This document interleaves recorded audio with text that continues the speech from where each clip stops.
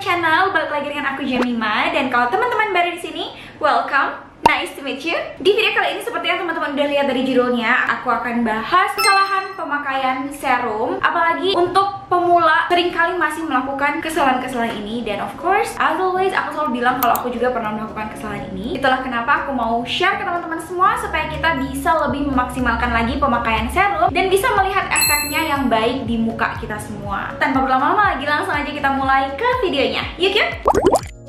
Yang pertama adalah salah dalam pemilihan serum atau tidak sesuai dengan target dari masalah yang kita mau atasi di kulit wajah kita. Seperti yang kita tahu bahwa serum adalah skincare yang punya kandungan bahan aktif paling terkonsentrasi dari jenis skincare apapun. Pasti kadarnya lebih tinggi dibandingkan hanya toner atau hanya pelembab. Serum itu yang paling high concentrated, makanya dia narrowly targeted. Jadi secara spesifik banget untuk mengatasi suatu masalah di kulit wajah. Misalnya bekas jerawat. Pada umumnya komposisi-komposisi seperti vitamin C dan arbutin yang kalau terkandung dalam suatu serum artinya benar-benar tinggi kadarnya untuk menargetkan masalah bekas jerawat ini, untuk menghilangkan atau memudarkan bekas jerawat misalnya. Azelaic acid, tea tree water, targetnya adalah untuk mengatasi jerawat, bukan bekasnya. Kesalahan yang masih banyak ditemukan adalah, oh yang penting aku punya serum dalam skincare rutin aku, yang penting aku udah pakai serum pagi dan malam. Tapi apakah udah benar serum yang kamu pilih itu udah sesuai dengan yang kamu inginkan terjadi di muka kamu? Nah, ini harus disesuaikan gitu. Kalau misalnya kamu mau menyembuhkan jerawat, otomatis kalau kamu pakai serum vitamin C akan kurang hasilnya karena vitamin C ditujukan untuk mencerahkan dan menghilangkan bekas jerawat. Sebaliknya juga, aku mau hilangkan bekas jerawat tapi kamu pakai serum yang mengandung azelaic acid atau tea tree, ya otomatis enggak sinkron gitu. Maunya apa, yang dipakai apa. Jadi harus diperhatikan komposisi utama yang terkandung dalam serum itu udah sesuai dengan mau kamu belum. Memang kadang ada juga komposisi pendukung. Jadi komposisi utamanya azelaic acid, komposisi pendukungnya ada kok vitamin C sedikit, tapi tetap yang utamanya kan untuk jerawat gitu. Akan lebih kelihatan hasilnya di jerawat, bukan di kecerahan atau bekas jerawat. Jadi penting untuk tidak salah dalam pemilihan serum sesuai dengan kebutuhan yang kamu perlukan dan masalah apa yang kamu ingin untuk atasi.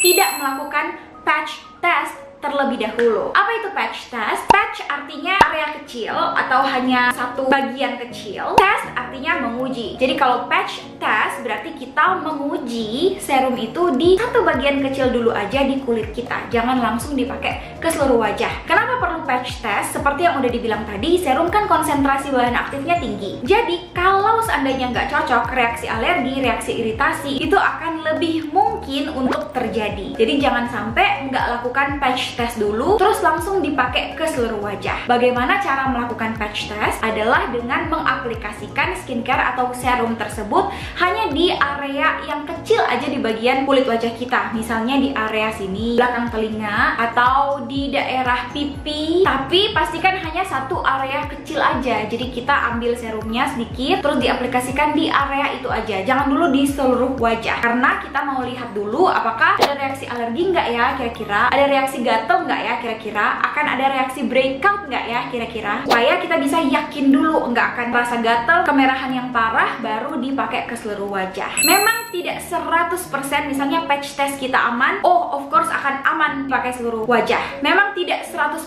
akan menjamin, tapi setidaknya kita bisa mengurangi resiko alergi atau iritasi atau ketidakcocokan kulit kita terhadap serum tersebut sebelum kita templakin serum itu di seluruh permukaan kulit wajah. Jadi jangan lupa untuk patch test dulu ya. Selanjutnya, ini sebenarnya udah jelas banget, tapi rasanya harus ditekankan lagi agar supaya bisa benar-benar memperhatikan kesalahan ini, yaitu pakai terus padahal sudah tahu tidak cocok. Kadang kita merasa, wah sayangnya uangnya udah beli mahal-mahal serumnya tapi ternyata nggak cocok. Ya udahlah, udah beli, daripada nggak dihabisin lebih baik dipakai terus. Wah, itu salah besar. Jadi lebih baik kalian merelakan serum itu daripada dipakai terus. Muka akan semakin rusak, malah akan semakin banyak pengeluaran untuk memperbaiki kulit wajah yang udah terlanjur breakout sana sini akibat nggak cocok pakai serum tersebut. Once kalian udah tahu ternyata nggak cocok, langsung dilepas aja, langsung ditinggalin aja. Untuk meminimalisir keborosan, udah beli tapi ternyata nggak cocok akhirnya dibuang, ada baiknya untuk membeli misalnya trial size-nya atau sample size-nya atau travel size-nya yang kecil-kecil aja dulu, biar nggak terlalu rasa rugi gitu pada saat nggak cocok. Salah urutan pakai. Ini umum banget, tapi untuk pemula ini wajar dan masih bisa dimaklumi karena of course kita masih pemula. Jadi kamu harus tahu bahwa urutan yang benar adalah setelah cuci muka pakai toner, setelah pakai toner baru pakai serum. Kalau kamu nggak ada toner di skincare rutin, nggak apa-apa, habis cuci muka ya langsung serum aja. Tapi kalau kamu punya toner, of course setelah cuci muka toner, serum, kemudian pelembab atau moisturizer. Jangan kebalik ya. Dan kalau pagi hari of course harus pakai sunscreen. Kesalahan yang selanjutnya adalah salah cara pakai. Sebenarnya cara pemakaian serum biasanya di setiap produk akan ditulis directions-nya kan, atau how to use, atau instructions. Udah ada petunjuk cara pakainya. Yang pasti adalah jangan sampai kita mengkontaminasikan bakteri di dalam isi serum yang ada di dalam botol itu.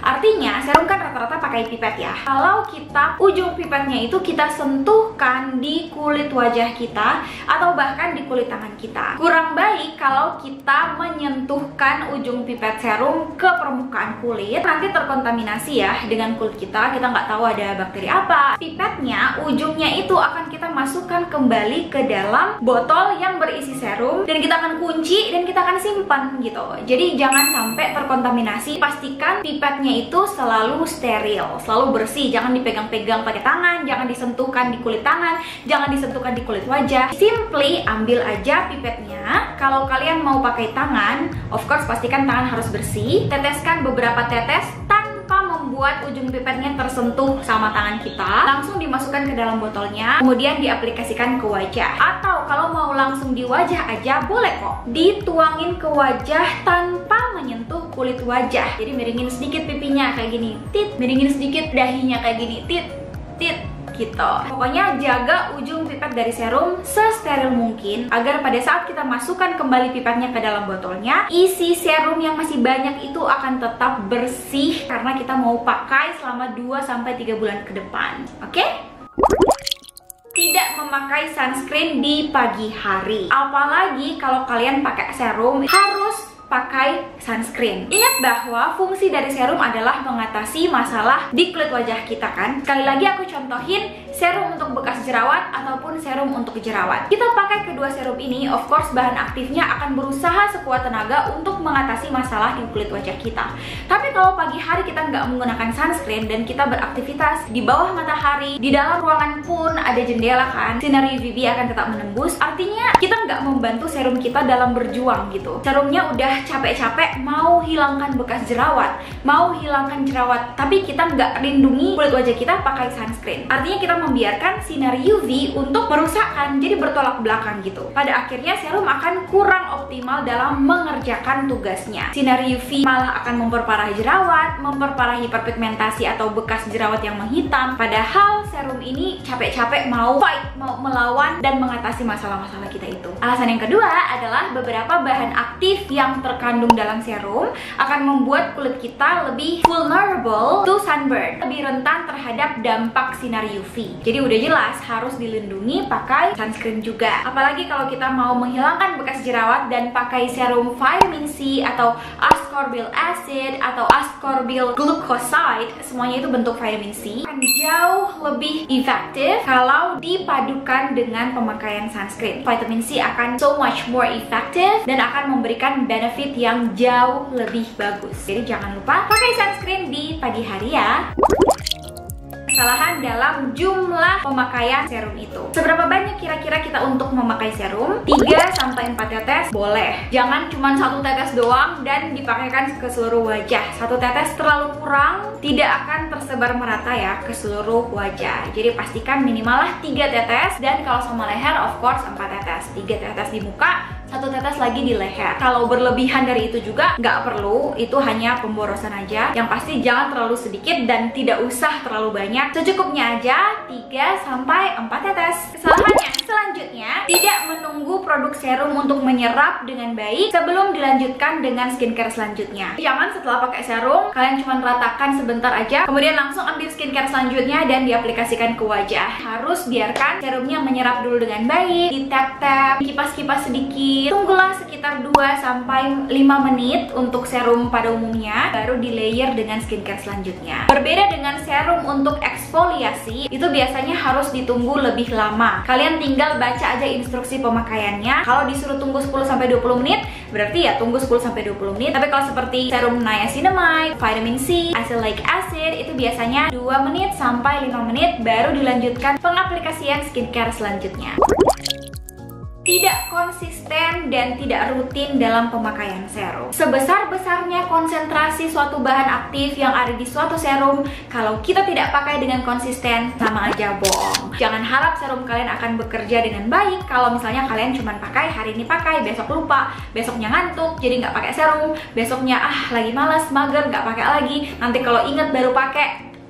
Consistency is key. Konsistenan itu adalah kunci untuk melihat perubahan yang baik di wajah kita melalui pemakaian serum-serum ini. Jangan lupa follow Instagram aku @jennymalivia karena aku sering share rutinitas aku, produk-produk apa yang lagi aku pakai, rekomendasi produk, tips, beauty and skincare and more. Semoga video ini boleh bermanfaat buat teman-teman semua. Thank you guys so much for watching this video. I'll see you guys in my next video. Bye bye guys.